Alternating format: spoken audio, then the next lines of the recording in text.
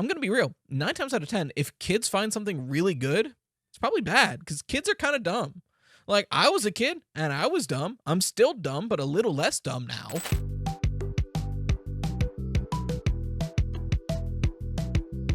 Ladies, gentlemen, and those with the good sense to do away with the whole notion, I welcome you to the premier audio medium for all your Fazbear entertainment needs.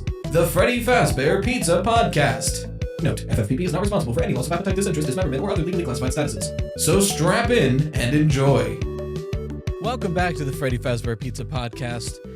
This is going to be a bit of a strange one, not necessarily because of the topics we're covering, but more so, well, so I'm still in the basement, as you can visually tell. I fixed the lighting situation, so that looks a little bit nicer. But the thing about being in the basement is that when I record during the day, like I am right now, there's usually a lot of footsteps and creaking above me. So, prepare for that. As long as it's not too distracting, I'm just going to leave it in because this is a podcast, and stopping every time there's a creak in the ceiling that might not even be being picked up on the microphone, I won't know because this is the first time I've been recording with my new microphone in this basement, so I don't know if it'll be picked up, but if it is picked up, oh well, you know. If it's super distracting, I'll still cut away and come back, but for the most part, this is going to be like a 45-minute to an hour podcast. If I restart my sentence every time there's a creak up there, I will have a 4-hour recording file, and it is currently 4 p.m. Sunday, the day this is supposed to come out. So that's not gonna fly. Anyway, you saw the title, you saw the thumbnail, unless you're on Spotify or Apple or Amazon. I don't exactly know how those are shown, but I know at least if you're on YouTube, you've seen the title and the thumbnail. We are going to be talking about the state of indie horror. So it's a conversation I haven't really gotten into much in the main channel. I'd love to, but it's more a fact of, like, if I cover anything non-FNAF in the main channel, it just does not go over well. Like, at this point, I would say my videos average anywhere from 90 to 140,000 views. And if I cover something non-FNAF, I'll be lucky if they break 50. And I don't want to sound like spoiled or conceited. It's less about like, oh, I need these videos to do well for my ego. It's like, I need these videos to do well because this is our primary income and I have 2 children. You know what I mean? Like, if the videos start doing poorly, I go back and I get a real job, and the videos will slow down, halt, or, you know. So like, they gotta do well. I do eventually. I think for my own mental health, where I want the channel to end up is video game commentary in general, and I don't know how I'm gonna get it there. There's nowhere I can really go for advice on this because this job is so weird and niche and specific. My apron is so tight right now. Hold on. I just untied the back, so if it looks weird, that's why. So I don't really know how to get it there, but I think in the long run, I know I'll never not make FNAF content, you know, like that's how I got here, and I do really like Five Nights at Freddy's, but I think in general, one day I want the channel to just be video game commentary in general. I think that would be healthier for the channel, for my own mental health, and all yada, yada, yada. But that's going to be a while, you know, because I can't just start doing that and tank the channel by doing that. I have to do that slowly. So we'll see. Maybe 4 or 5 years from now, it'll be a lot more broad. Who knows? I mean, Alfred started just doing Smash videos, and now he just does whatever the hell he feels like. So, we'll see. We'll see on that. But as far as today's topic, I haven't really mentioned much about the state of indie horror. One, because like I said, it's not specifically just FNAF, so it would perform kind of poorly if I made a full video on it. But not only that, I just haven't had a lot to say until I really like sat down and thought about it. And I've been doing a lot of sitting and thinking, and I think my opinion is going to change throughout this podcast, because one of the nice things about recording myself talking for like 45 minutes to an hour is talking things out really helps my brain process stuff. So I wouldn't doubt if I go into this with an opinion and at the end of it have a different one. But I figured we'll kind of go game by game and talk about like the state of indie horror in general, if I think it's good or bad or changing or whatnot. But I figured we should start off with everyone's golden Freddy? Everyone's golden poster child, Five Nights at Freddy's. I know a lot of older fans, and I I'm an old fan at this point. Like I, not like age wise, I'm only 25, but I mean, like, I've been with this franchise since, 2012, 2014, whenever FNAF 1 came out. You know, when FNAF 2 came out, me and my friends were playing FNAF 1 by taking my laptop and plugging it into the biggest TV we had in the house, you know? So I've been around. And I know a lot of fans in my position that have been around since the beginning of the franchise. I wouldn't say a majority, but there's definitely a large chunk of the fan base who does not care for the modern FNAF games, specifically Security Breach. I think Security Breach mainly is the thing that turned a lot of people away from Five Nights at Freddy's. And not like I said, not a majority. Five Nights at Freddy's is, I want to be super clear going into this. Five Nights at Freddy's is doing as good as it's ever had. We've had a now like $230 million box office movie that is the highest grossing horror movie this year, while also releasing the same day on Peacock. The fact that the box office is that good while releasing on streaming same day is insane to me. So that alone tells you Five Nights at Freddy's is nowhere even close to having a bad year, let alone the fact that like Security Breach sold incredibly well. Ruin came out and it's so good and it's winning back a lot of those fans. So before I go into the deep and dark and depressing parts of what I'm about to say, I don't want to imply that FNAF is in a bad spot. FNAF is doing great. So that being said, I understand a lot of fans being kind of like turned away with Security Breach specifically.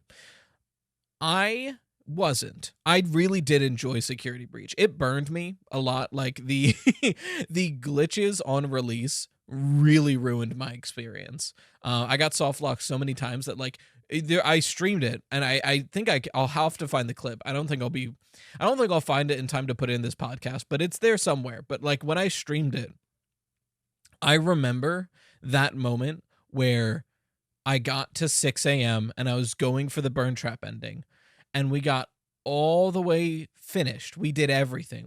We beat Monty first try. We did all this stuff. Meanwhile, it had soft locked me twice on the way to Monty. So this is our third attempt, not dying, just being soft locked post 6 a.m. when you can't save anymore. And I got Monty's claws. We got out of there. I did everything right. I get out of Freddy and I go to the computer console to like upgrade him so we can go to the final boss. And Freddy was too close to the computer monitor. So when I hit the button to go and activate the computer monitor, Gregory got into Freddy and hit the computer monitor. And it soft locked the game, and I could not get out of the computer monitor screen. I couldn't hit any of the buttons, and that hurt. There was that moment when we were streaming, and I was like, "Okay, we're gonna pull up the ending on YouTube. I'm not doing this." Like, and you never want to see that. So, like, I remember the glitches that came out with Security Breach really just burned me. And I still enjoyed the game. But I definitely understand not only the glitches, but the tonal shift in FNAF definitely lost a lot of the older fans of the franchise. That being said, Ruin really turned a lot of people around, in my opinion. Like, and I think that's not uncommon. I think a lot of people, it's such a distinction that a lot of people have been like, when they make their FNAF tier lists, they list Ruin separate from Security Breach, which is wild, but kind of fair. You know what I mean? So I can see a lot of people being like, oh, what's happening to indie horror? Look at Five Nights at Freddy's. And they point to Security Breach, where it's like, it's not scary at all. But I don't think that's fair. Mainly because Ruin came out, and Ruin's actually pretty scary. Like, it's not terrifying or anything, but it's got some good scares in it. And then you look at the game right before it, Help Wanted, which in my opinion is one of the scariest games in the franchise. Mainly because it's VR, and VR is inherently terrifying. But like, still, like, when I list my favorite and scariest FNAF games, FNAF 1 and Help Wanted are always fighting for the top spot. So like, I don't think FNAF is having a bad time at all. I think FNAF is doing great. And Help Wanted 2 comes out like next month. So I think Five Nights at Freddy's is doing fine. You know what I mean? There is definitely that sect of the fan base who like just stops at Ultimate Custom Night, which I don't think is fair. But I'm like, okay, it's completely fair to personally stop caring or not care at all. You know, like, it's your own opinion, fine. But I don't personally get that, because, like, first off, Ultimate Custom Night is bad. Like, if we want to talk about bad games, Ultimate Custom Night sucks. The worst jump scares in the franchise, by far, bar none, the worst jump scares in the franchise. It suffers from what FNAF 2 has, where there's too much going on, so it's not scary at all. Ultimate Custom Night is never scary at all. So I don't understand why a lot of these people are like, oh yeah, Security Breach sucks, but Ultimate Custom Night, now that's a game. Like, Ultimate Custom Night is not scary at all. So I don't know. I personally don't get it. I do not like Ultimate Custom Night, even a little bit.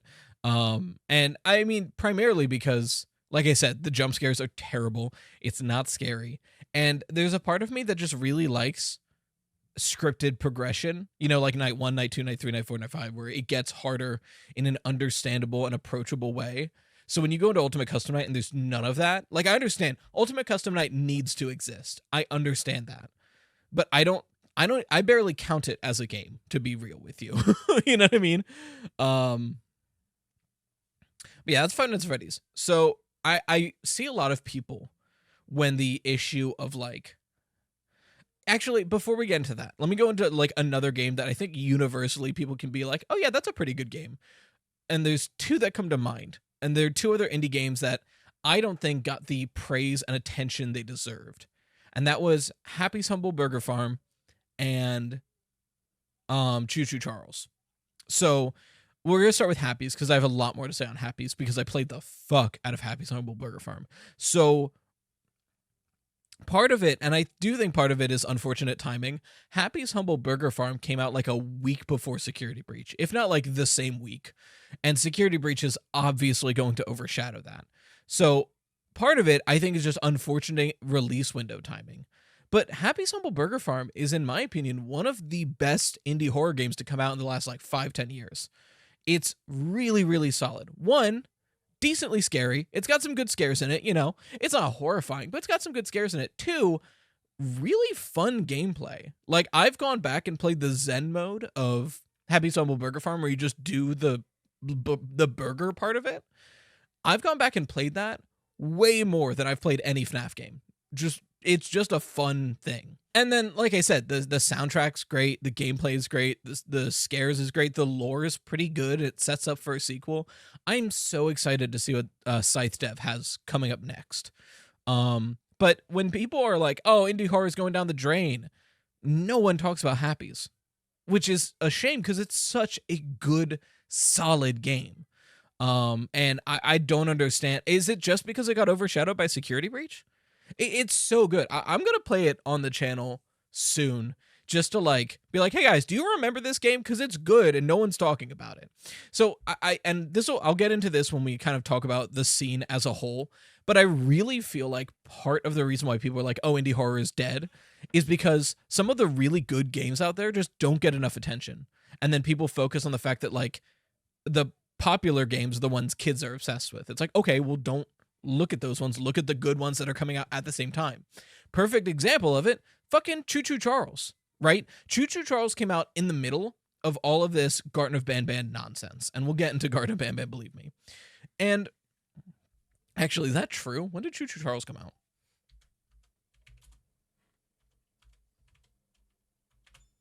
I feel like it came out this past December, right? Yeah, 2022 in December. So right in the middle of all this Garten of Banban nonsense. And I think it definitely got overshadowed because of that, because Garten of Banban was such a powerhouse of attention. But Choo Choo Charles, another really good indie horror game. Great mechanics, really new and refreshing gameplay that, like, feels like nothing else I've played in a long time. Decently scary. Charles, great model, and the fact that he can kind of show up whenever, awesome. The cultists are super cool. Like, Choo Choo Charles, again, like Happy's Humble Burger Farm, really, really good, solid indie horror that just didn't get enough attention. And I feel like part of the reason it's not getting enough attention is because people like to focus on the bad things. And then people look at indie horror and they're like, oh, indie horror, it's done. It's all over. Indie horror is done for because Ban's popular. And it's like, okay, but like, what about Choo Choo Charles that came out at the same time? Why not talk about that game that's actually pretty fucking good? And so I've danced around it. The main reason why I think a lot of people think indie horror is just dead and gone forever, Garden of Ban. We can all look. This is a safe space. We can all agree Garden of Ban is terrible. Garden of Ban. It's not a hot take to say that Garden of Ban is absolutely fucking atrocious. It's a game that has no passion behind it, has no energy behind it, has very little skill behind it, if I'm gonna be honest. And just, it's not scary in the slightest. It's not fun to play in the slightest, but it's incredibly, incredibly popular. Mainly because it's popular with kids, Kids, it's very accessible for kids because it's not scary, but it gives the, like, pretense of being scary, and it's bright and colorful, right? Like, they cracked the code. Kids love that shit. They are obsessed with that shit. And because of that, you get all those content farms talking about it, and then all those shitty fake merch about it, and then it's everywhere. And people are like, oh, this is what indie horror is producing? No. It's what kids like. And that's what kids are paying attention to, and that's why it's popular, right? So, for me, and I want to make a distinction here. I don't think just because something is bright and colorful and not that, like, in-depth, it's bad. And I think a really good distinction that you can show for that is something like Garden of Ban versus something like Rainbow Friends. Now, I'm not going to sit here and say Rainbow Friends is a terrifying masterpiece. It's not. I think Rainbow Friends is also kind of bad. But the difference is you look at Rainbow Friends and you can feel that there is passion behind it, right? Like, you can see that the people behind that game care about it, and they're doing their best to make something fun. And the fact that it's in the Roblox engine, right? Like, the only good horror game I've played in Roblox is probably Doors. And Doors is a very basic game, but it gets the job done, And then you look at Rainbow Friends and it's like, okay, you're using kind of a rough medium to work with, and you're definitely a beginner developer. This is a great first attempt. So when I look at something like Rainbow Friends, I look at it, I'm like, sure, it's not a great game, nor is it very scary, but there's passion and inexperience behind it. Like, these devs are trying something. They definitely have a lot of passion behind it. You can see it, you can feel it when you play those games. Like, I see that and I get that. And then you look at Garden of Ban, and immediately all of that's out the window. Like, from the way that the devs act on Twitter to their, like, bad and sometimes really problematic previous games, like, you can tell that, like, the Garden of Ban devs are a lot similar to the content farms you see on YouTube, where it's like they were just throwing shit out until something stuck. And once something stuck, they're like, okay, let's just do that forever. And, like, hey, get that bag, right? Get that bag. I'm never going to hate on someone getting that bag. But the attitude that these devs have towards their own product and the other products in the scene, plus the, like, predatory merch practices for something that's obviously directed at children, like, Garden of Ban is making the indie horror scene look bad. But I hate it when people say that the indie horror scene is bad because of Garden of Ban. That would be like if I looked at YouTube, right? And I, like, pulled up YouTube on an incognito tab, and I saw those, like, shitty kid animations that are, like, 30 minutes long for no reason, and they're just meant for, like, babies to autoplay onto. And I saw one of those and I was like, oh, okay, so YouTube's terrible and it's down the drain. It's like, no, there's a lot of really good shit on YouTube. You know what I mean? Like, there's, like, really insightful, funny videos like Cat Icarus, or there's, like, really educational content like Simone Burt's and things like that, or, like, Nerd City. Like, there's really good stuff on YouTube. It just depends on where you look. And I think with indie horror, that's pretty similar. We're like, there's really good indie horror coming out every day. Between, like, FNAF fan games, original projects, fan songs about indie, like, there's so much good shit that came out recently and continues to come out. But if you're only looking at, like, the things that kids make popular via YouTube and via merchandise, it's gonna feel icky because it's just gonna be that, like, schlocky nonsense. So I think my whole take on the is indie horror dying thing is like, no, obviously not. Indie horror is thriving, but a lot of people just aren't looking at the new releases because they get overshadowed by something else or overshadowed by things that kids find popular. And I'm going to be real, 9 times out of 10, if kids find something really good, it's probably bad because kids are kind of dumb. Like, I was a kid and I was dumb. I'm still dumb, but a little less dumb now, So I don't know. When I hear someone say indie horror is dead or dying, I think it's so out of touch. Because to me, it like I said with the YouTube analogy, you can also say with like the video game analogy, where like people are like, oh, video games are stupid. It's like, okay, well, what are you looking at? Like, did you just look at like shovelware that was made for Wii? Okay, sure, that's dumb, but like it's a whole medium.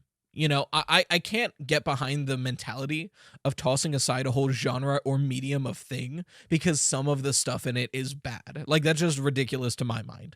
So, moral of the story, indie horror is great and thriving. Play Happy Stumble Burger Farm. There's your moral of the story.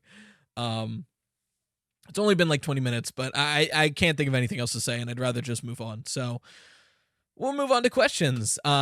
If in case you didn't know, if this is your first episode, we cover questions and theories sent in from you guys specifically. You can send them in. Spotify has a Q&A. Admittedly, I look at it a little bit less often. I do look at it. I just forget to sometimes, but I do check it. I just have such a backlog to catch up on. But if you have a question or theory you would like reviewed on the podcast, you can submit it via Spotify, or you can go to the email Freddy Fazbear Pizza Podcast at gmail.com. It is in the description because it is a pain to type. While you're looking there, I forgot to hold him, but hey, this plushie is still available. The official Rytoast YouTube's plushie. If you're an audio listener, I'm holding him. But he's really soft. He's really cute. And for those audio listeners, just imagine like the best plushie you've ever seen in your entire life. It's that, but like better. It's only available for like 5 more days. It goes up. It after Friday at 3 p.m. Eastern Standard Time, it is no longer available. So I really love this guy. I really hope y'all can get him. It supports the channel and it means so much to me. So thank you everybody who's ordered it already. But you have like 5 more days. So get it while you can. But that being said, let's move on to questions. So first question comes from Ether, from they, them. Thank you for your question. Do you think the new story after UCN, topical, is too disconnected from the old story with the Aftons? If a game were to come out that takes place earlier in the timeline, what would you want it to include, whether it be new content or fixing current plot holes? Thank you for your question, Ether. So I think I have not necessarily like a hot take, but a lesser popular opinion, I guess. I don't know. My opinion on the FNAF story isn't that it's too disconnected. It's that they didn't pick a side. After Ultimate Custom Night, in my mind, if you want to continue the story of Five Nights at Freddy's, you either need to go all in continuing with the Aftons or fully divorce it. The fact that it's like this wishy-washy middle ground is what I personally don't like that much. I wish it was, like I said, I wish it was all in or not at all. And I don't know where we are right now. I think we're like kind of both, and that kind of sucks in my opinion. That being said, if a game were to come out that takes place earlier in the timeline, what would you want it to include? So I have a few opinions on what I would want in new FNAF games. So I've said for a while, I think the best course of action for the franchise, oh, that's the dog. I think the best course of action for the franchise is that they would make new stories. Sort of like Dark Anthologies, where we have Man of Medan, we have Until Dawn, we have, they just came out with a new one that I didn't get to play yet. It looks really good, like The Quarry, I think it's called, where it's like, okay, it's the same company, they're making stories and games with similar vibes, but they're different stories, so there's something new to experience each time. I think, and I don't think they'll ever do this, but I think that is the best course of action for these games moving forward. Where like you go into copycat killers, or you go into just different restaurants with different creators. Kind of similar to like what they're doing with the Fanverse, but like more so. because I think the story and the mystery is a big part about this franchise, but you can only make so much story and keep it so hidden for so long before we are just lost and don't know what anything is anymore. And I feel like we're kind of approaching that. So I don't know. I think that's our best way to move forward. But if we were to have a game earlier in the timeline, what would I want? So I've been a really long proponent of, ever since Steelwool mentioned that they wanted to make a Fredbear's Family Diner game, I have been all for it. I think a game really early in the timeline would help us out immensely, just to like get some information on the order of events and some motivation and characterization of our characters. I think it is so needed.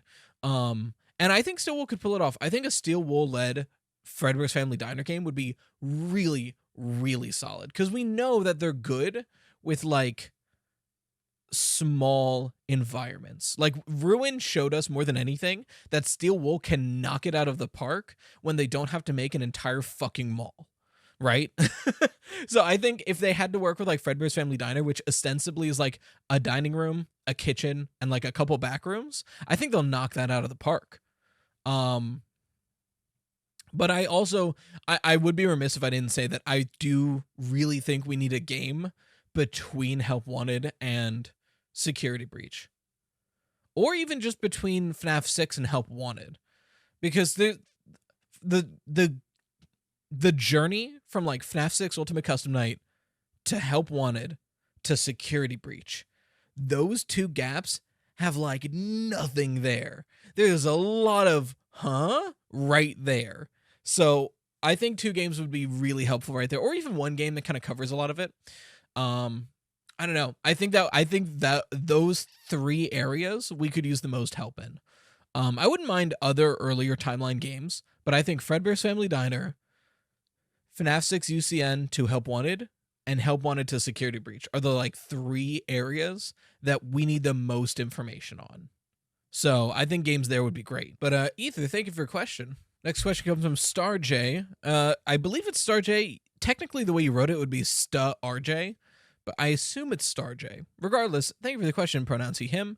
Hey Toast, this is kind of adding on to the idea you had for Shadow Freddy / Bonnie. What do you think about, instead of what you were saying, they're actually agony entities created from the emotion of the crying child was feeling during the bite of 83, and the anger of the children, since the last thing they saw was Spring Bonnie?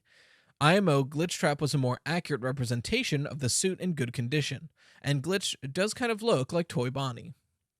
Thank you for your question. So if I understand that right, because there was a couple of typos there, you were positing, and if I'm wrong, send me an email. Maybe I'll see it in like a month. Sorry, I just have a lot of emails I got to get through.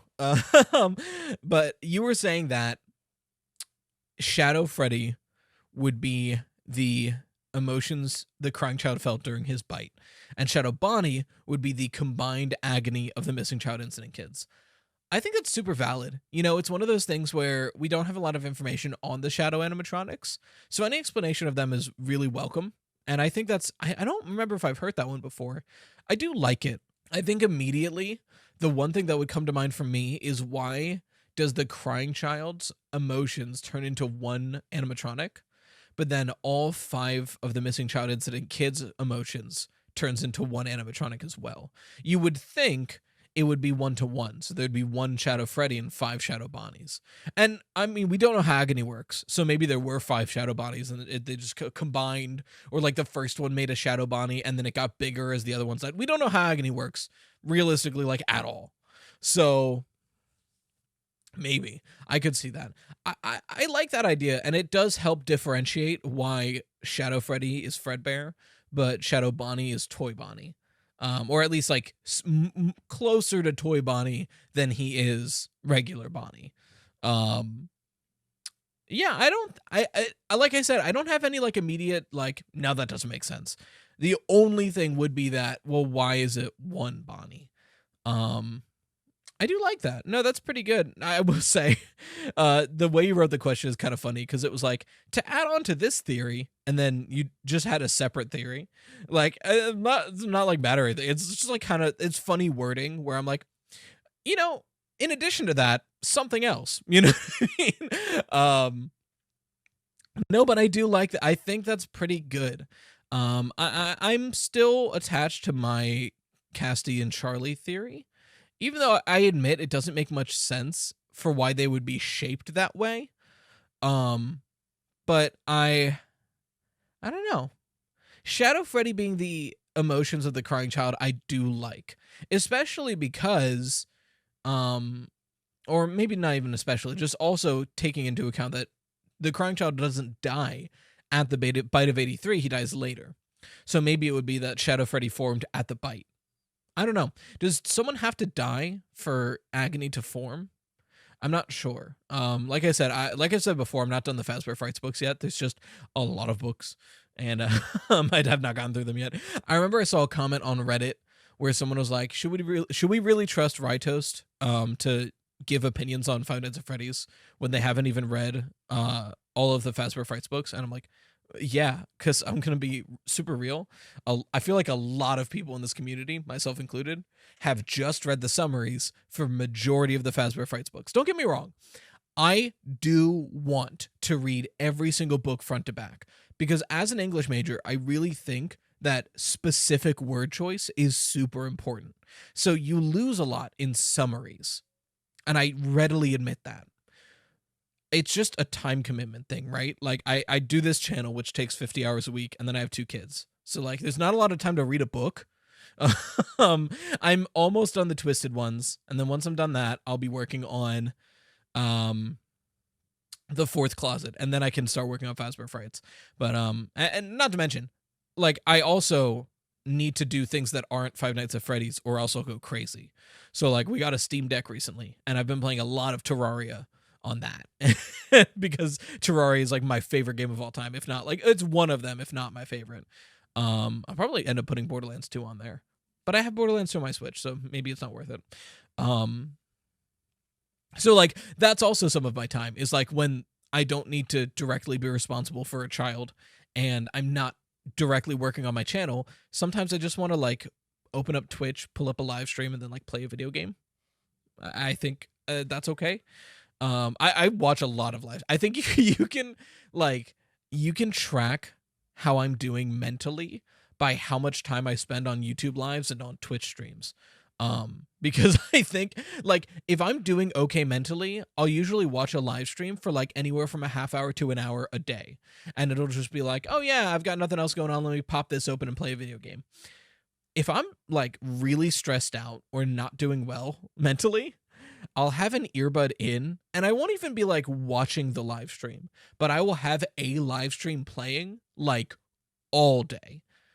Like if you like, my wife has started to pick up on like, oh, Riley's had his earbud in for like 2 hours. I should be like, hey, are you okay? Because like, I don't know, maybe it's just like a sensory thing because I like having that like audio stabilization of that. I don't know. But I am almost always listening to something. But if it's a live stream, I'm not doing okay. That was totally off topic. It was just something that I found really funny. But StarJ, thank you for your question. I hope it wasn't really a question. It was more like a theory. Thank you for your theory. I hope I gave you some interesting thoughts to kind of toss around in your brain. But for the next question, Simon, he, him, thank you for your question. This might be a stupid question. No such thing.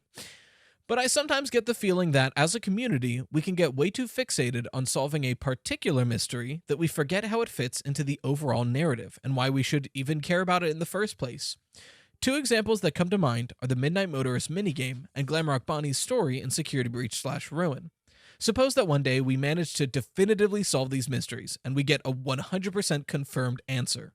What would that change in our understanding of the FNAF story and universe as a whole? Why are these mysteries even in the game in the first place, other than the obvious fact that Scott wants us to theorize and engage as a community, which of course does have a value in itself? Do you feel the same way as I do about the community getting too fixated on details sometimes? So thank you for your question. I think this is a really nuanced discussion. Part of the issue with trying to figure out what's important to solve is that until we solve them, we don't know how it fits into the story as a whole. Right? Midnight Motorist, I think you raise as a good point, and it's a perfect example of this. Because, and the video I just made on Friday, or I guess Saturday, because I'm late, Midnight Motorist is either one of the most important mini games or it's completely irrelevant to the overall story. And we won't know until we solve it. You know what I mean? So like with Midnight Motorist, I think everyone pretty much agrees it's either Williams family or like a missing child incident family. I know there's some other offshoot ideas. Some people suggested maybe it was Henry's family. But I think most of us can agree it is either William Afton's family or an MCI victim family. And here's the thing about Midnight Motorist. If it's William Afton's family, that's really important to the timeline because it'll tell us who was alive after Charlie was dead. And that way, it's like if the couch is Michael Afton and the crying child is the runaway, we know that the crying child dies after Charlotte. If the couch person is Mrs. Afton and Michael Afton is the runaway, we're pretty sure then that the crying child dies first. And those are really, really important answers. So solving Midnight Motorist is incredibly important for the timeline. But if Midnight Motorist is just like the shaky family life of one of the victims of the missing child incident, that tells us nothing about the grander story of Five Nights at Freddy's. So I hear you, and I totally understand that, like, why should we care about this unless we know it's important? But the sometimes very frustrating thing about Five Nights at Freddy's and, like, theory crafting and figuring out lore is that you don't get to know how important something is until we can solve it, you know? So, like, I mean, take perfect example of this, take the security logbook. Finding Cassidy's name and then finding like the crying child evidence in there, it was like a community effort. It was a big thing people like worked together to figure out, and people spent a lot of time on it. And it did give us the name of Cassidy, but that's about it. So it's like, does that serve the greater story of Five Nights at Freddy's? You could argue. Does it tell us a lot about the timeline? Not really. So we don't really get to know what's important until we solve it. So that's, I want to stress that before I move on to the second half of that question, is that until it's solved, we don't know if it's important. So that's kind of the gamble of Five Nights at Freddy's. But to your point, does the community tend to overfixate on details that might not be important? Yeah, 100%. But that's because it's Five Nights at Freddy's. So, I mean, like, you look at the wet floor bots. I think at this point, and I made that whole wet floor bot and Bonnie theory that I do stand by. It's entirely possible, if not probable, that the wet floor bots are way less important than that. The wet floor bots are probably way less important than the emphasis I put on them. But it's a weird detail, and we are obsessed with it. You know what I mean? So, like, I think as a community, yes, we do tend to overfixate on weird specific details. But, I mean, would it be the FNAF community if we didn't? But I think, I don't think it's a huge problem. I think that's just kind of what the community does. And I think it's fun that we do that. Is it sometimes for naught? Of course. But it always will be until we have any definitive answers. Because, to your point, can you name any, like many, if any, 100% definitively confirmed answers? Because I don't think there's more than 10. I don't know if there is 10. You know, like, we know definitively that William Afton is Springtrap. You know, like, I'm sure if I sat here, I could come up with like 5 to 10 things that we definitively know, but so much of this franchise is speculation built off of other speculation, built off of a logical assumption, built off of speculation, built off of like one point of evidence. You know what I mean? So like, I don't know if it's useful to worry about which mysteries are the most important when so little of them are fully solved.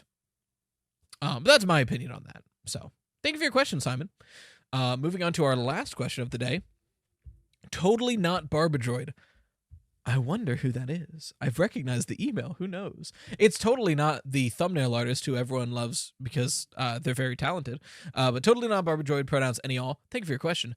What do you think about Steel Wool's latest social media posts theory? Now, this is going to date how far back I am in my emails. I think this is from like early October, and it's currently November 19th. I'm catching up as fast as I can, y'all. I only do like 3 to 4 questions an episode. I appreciate that. Please keep sending them, because if I run out of these emails, the podcast ends. So please keep sending them. But I am a little backlogged. What do you think about Steel Wool's latest social media posts theory?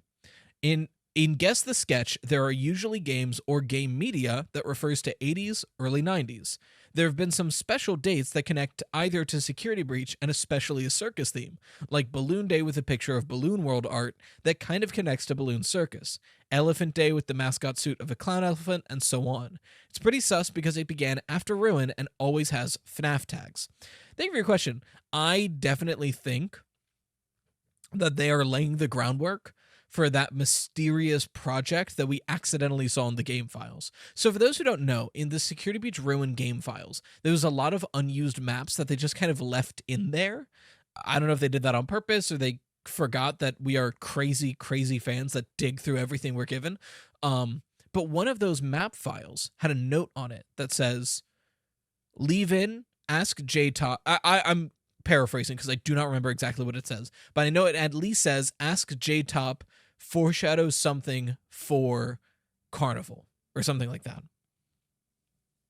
So everyone was like, okay, we're having a FNAF Carnival or like a FNAF circus theme. And I do want to point out that like Carnivals and circus, not the same thing, but you know, they're close enough that like Carnival could be a code name because a lot of projects before they are announced have code names. You know, I think Security Breach it had like a code name that was like Mall or like Party or something like that. So like there's a lot of code names for projects before they come out. The only one I know by heart is that the GameCube's code name was Dolphin.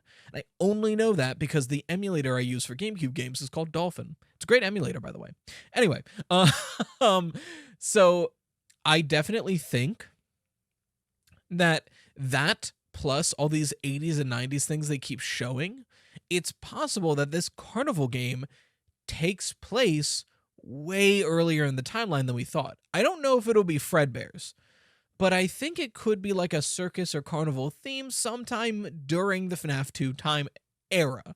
Mainly because, right, like Circus Baby, literally Circus Baby's Pizza World. We never had anything about Circus Baby in these games.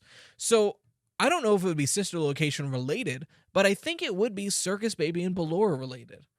So it's either going to be that, or I think it's super possible that Help Wanted 2 is going to kind of be carnival themed as well, because we also know Help Wanted 2 has at least something to do with sister location from that trailer. I don't know. I'm really excited for the future of Five Nights at Freddy's. And I really think that this carnival game, whatever it's going to be awesome. And I think it'll be earlier in the timeline than we are suspecting. And mainly because of, like you said, all these Guess This. I don't think Guess the Sketch is random. I think Guess the Sketch is seeding an idea into the fan base. I don't know what it is yet, but I think it's on purpose. And I think that'll be it for today. It might be a little bit shorter. I don't know. I've been recording for 46 minutes, but I usually cut out a couple things, so we'll see. But this has been a super fun episode. Once again, if you want your questions or theories talked about on this podcast, you can either go through Spotify, and there's a Q&A, or you can send them to the email Freddy Fazbear Pizza Podcast @gmail.com, or copy it in the description. Once again, this official Rytoast YouTube's plushie is available for 5 more days. This Friday, I think the 24th at 3 p.m., it is gone forever. So if you want him, you have 5 days. The link is also in the description. Again, audio listeners, imagine the best plushie you've ever seen. It's better than that. But without further ado, thank you again for watching the Freddy Fazbear Pizza Podcast, where the pizza abilities are endless. I hope to enjoy your future patronage. Bye-bye for now.